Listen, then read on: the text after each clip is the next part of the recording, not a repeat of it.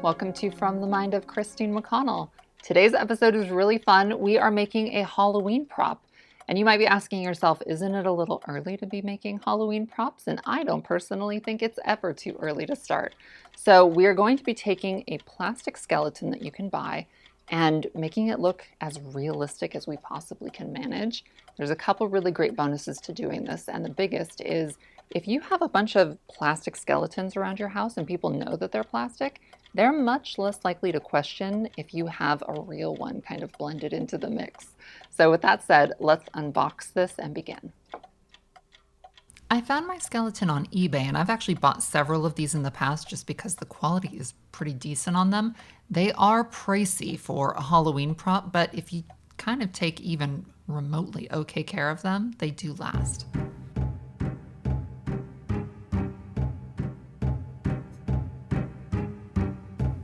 They come with a stand that you can use, but we're not going to be using it for this, so you can use that for something else, like maybe holding up a Dremel. They do come pretty much intact, so assembly is extremely minimal.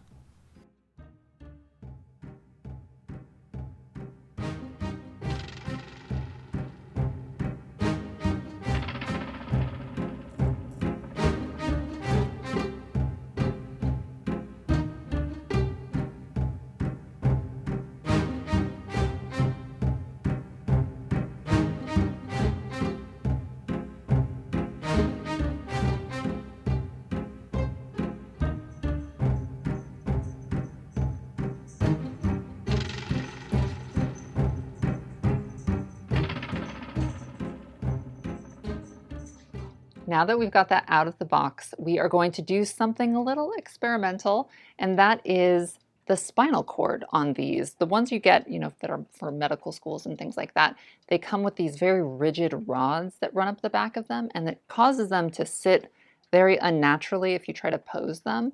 And that's not how your spine actually works. It kind of fluctuates and moves around. So we're going to be removing those rods and replacing them with wires. So let's see how this goes.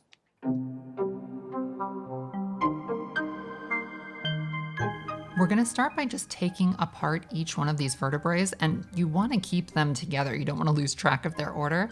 So I'm just threading a wire through and twisting it off just so I can keep everything kind of organized. Sadly, the ribs do need to be removed for this step, so it's super tedious, I'm just warning you. And it's made a little bit more difficult by the fact that there is this metal rod connecting the rib cage to one of the middle vertebrae. So you kind of have to clear out all of the vertebrae on top of that and wiggle off just this one, and then, take some elbow grease to get that wire detached.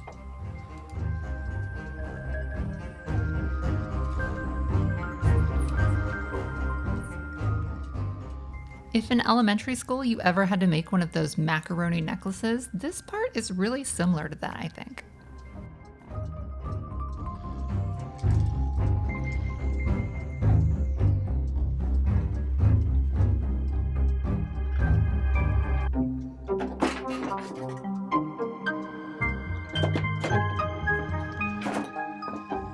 To make a really strong wire, I combined some steel wires that I had, some picture hanging wire, and even some aluminum wire, and just twisted them together. I locked each end into a vise, and then from there, I just put that other end into the top of a drill, and then I just spun it until it became perfectly taut.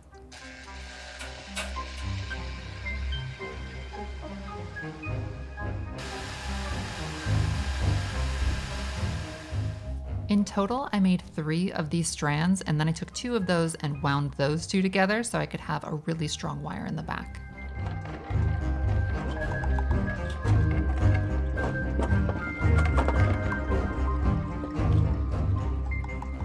Once I had those nice and twisted together in a way that they weren't gonna budge, I started re-threading those vertebrae down this new spinal cord.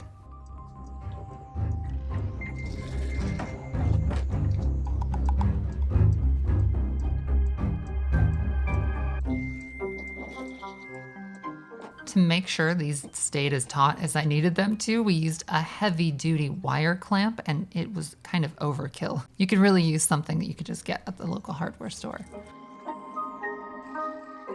Once that was done, I could reattach the rib cage.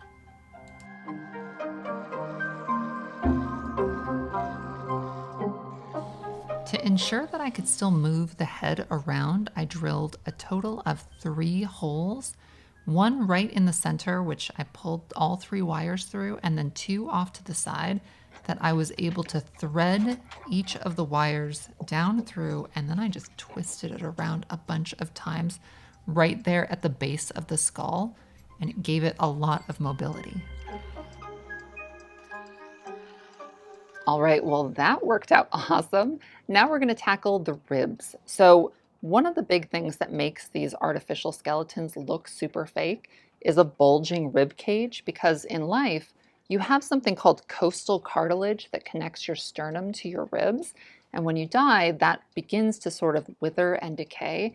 And what that causes is it begins to sort of sink and then ultimately collapse, releasing your bones kind of like a blooming onion. So we are going to see what we can't do to mimic that natural process.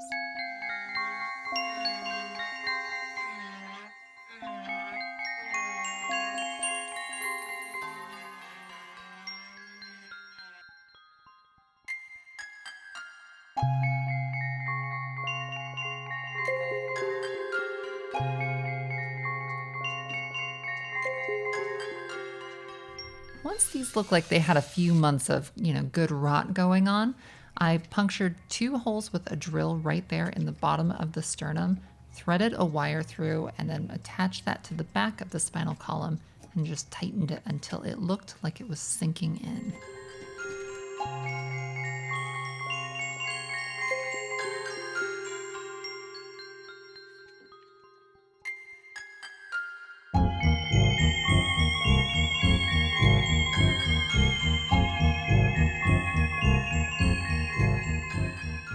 And now I'm going to try my hand at a little destructive dentistry.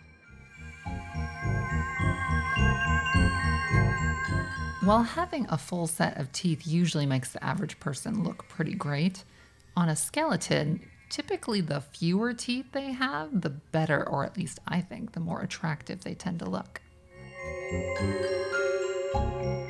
Something else you can do to add a lot of realism is actually to dig into the jawbone on the path of a tooth that you have just extracted. And the reason for doing this is if you look at natural skulls, there seems to be an organic process that happens where a tooth is missing, and then that root area just below it has disintegrated as well.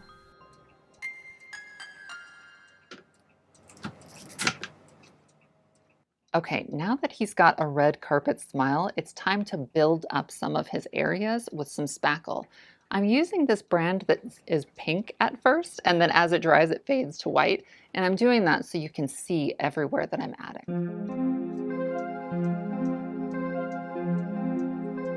I don't know why, but these medical skeletons all have these like really flat top skulls, which looks kind of silly. And so we're going to be rounding this out. Once you have it kind of in the formation that you like, I like dampening a big wide brush with just water and smoothing it out until it looks nice and clean. I'm also adding a band here around that line where the skull sort of closes together to make sure that's sort of seamless.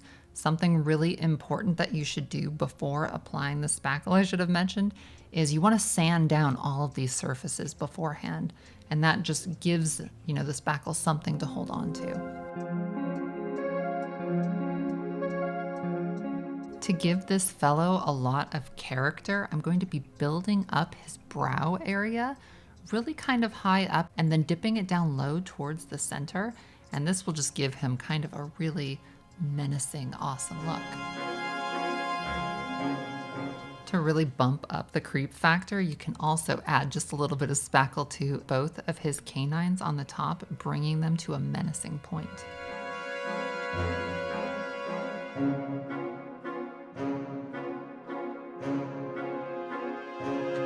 If you find that once this is all dried, you've got kind of a split in any of the areas of the spackling, this is the easiest thing to fix. You just put a little bit of spackle into that crack, smooth it out with that brush and water, and let that dry. Early in your life, your skull is composed of these plates that actually are able to shift and move around, and then eventually they sort of suture together as they fuse, harden, and become your permanent bone. And you can still see traces or like the phantom markings of where those fuse points were once you die. And so we're going to be recreating those here with just the Dremel tip. All of these medical skeletons come with a good amount of hardware that are holding all of these bones together and keeping them flexible. We love that, but we want to cover those up a little bit with some liquid latex, some strips of a sheer cloth, and even some toilet paper to mummify those elements just a little bit while still keeping them functional.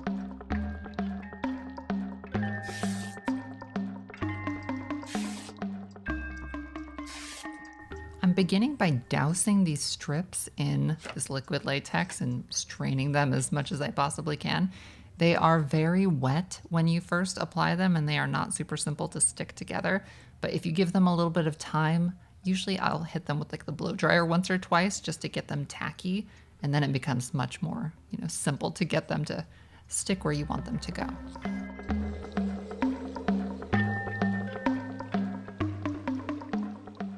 This part can be a little time consuming and somewhat tedious, so you might need to find a few ways to distract yourself while you wait for it to set.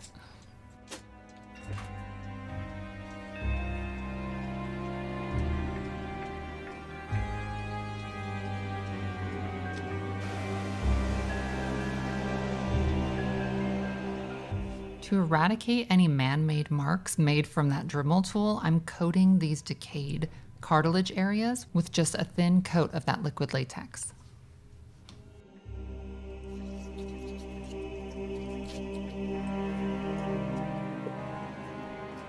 To conceal all of the little screws, I dab them with a little bit of the latex first, let that get tacky for a moment, and then I just tear these little squares of toilet paper and wad them up on there. Once they've kind of gotten a little tacky themselves, I just coat them with the final layer of the latex.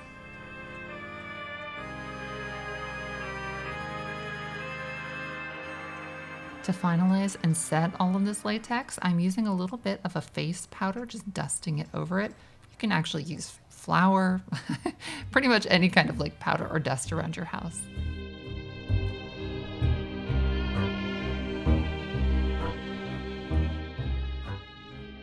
I'm filing down the teeth so that they're nice and smooth, and then I'm going to go over them with a pretty generous coating of a white nail polish.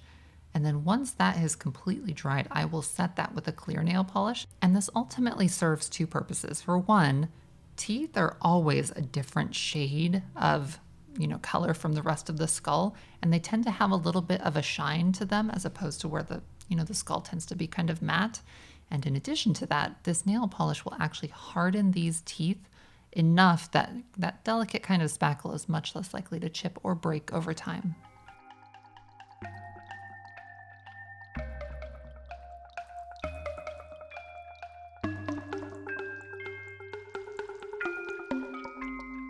It's now time to start painting, which, by the way, is the most fun part of this process. I really love this folk art craft paint. It's so amazing because it's super blendable, easy to work with, and the finish is really chalky and matte. It's probably going to take you a minute to get just the right color. What I tended to find looking at different skeletons is that some of them had more of a grayish hue, while some of them had almost more of an ambery, orangey kind of color, and those were the ones that I liked the most. So that's the color that I'm shooting for here.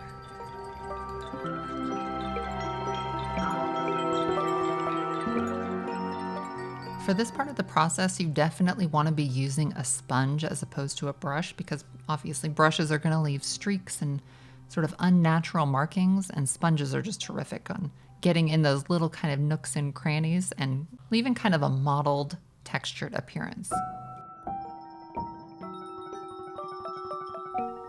As the paint gets on the teeth, you want to take a dampened tissue and just wipe that away. It's perfectly fine to leave the paint in the crevices of the teeth because that will just add to the realism.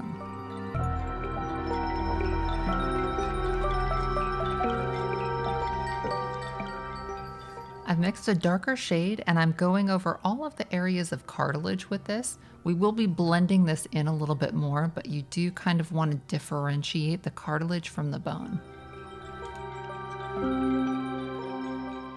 I've mixed a considerably darker color here, and I'm just going into some of the bigger cavities with that really sloppily. It does not need to be perfect. And then we are going to start the best part. In a separate dish, you want to take a large brush and dip just a little bit of that dark paint into it, then dunk that in like a big thing of water and slosh it around a little bit. And then you can kind of just start splotching it around everywhere really haphazardly. You don't have to be perfect. Really, this part kind of does itself.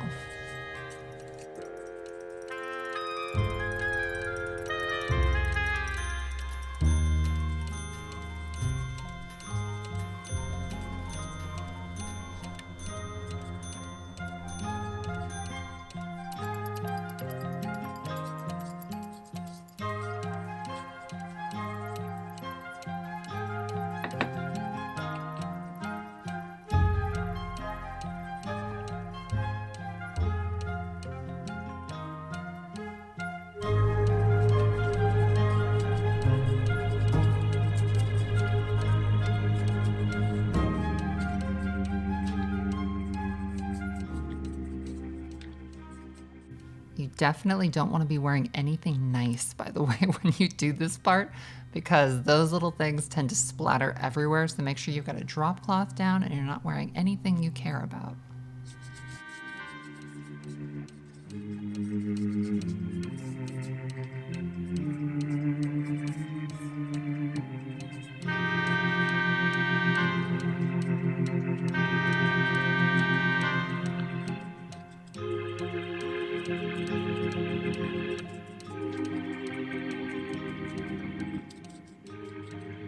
Because all of the paints that we've applied are matte, they can chip away over time. So we're gonna actually seal this in with a matte gel. It will dry transparent, and I'm just taking some flour and a big fluffy brush to set that in and, kind of get it as chalky looking as I can manage, but still keeping a pretty secure enamel over the whole thing.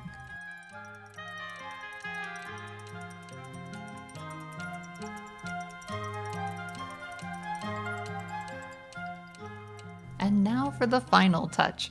So I have been collecting Professor Poof's hair since he was a kitten, and it has finally had its moment to shine here. I'm taking just a tiny little bit of the liquid latex and splotting it down onto the skull.